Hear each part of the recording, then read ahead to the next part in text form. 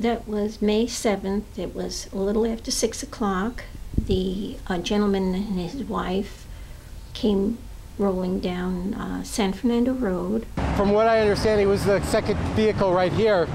Piero and Nathan were right here, and I was right here. So she rolled down her window and was hollering, "You guys are all assholes. Remember September 11th?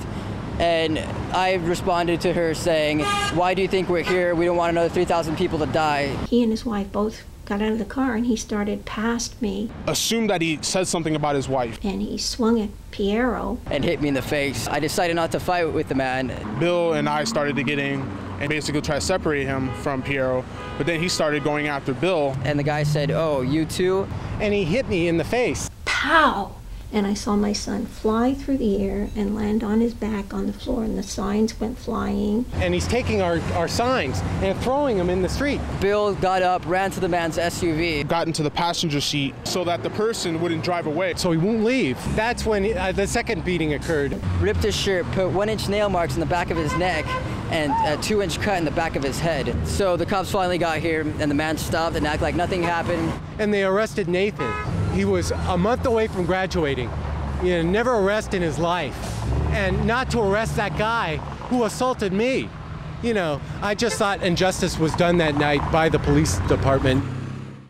It could have killed him or paralyzed him. They kept telling me it was a minor incident. Even the paper said that. They completely twisted the whole entire story. The two articles in two different papers, there was just one. A little tussle. It was just a little tussle. It never implied anything negative to him.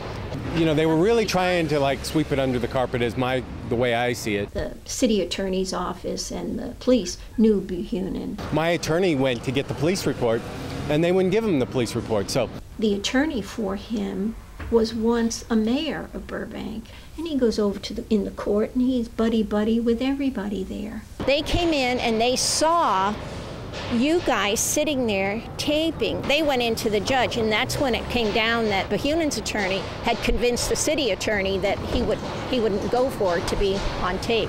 Count 2, misdemeanor, fighting in public. Mr. Buchanan, do you understand all of your rights on the advisement and waiver form? Yes, sir.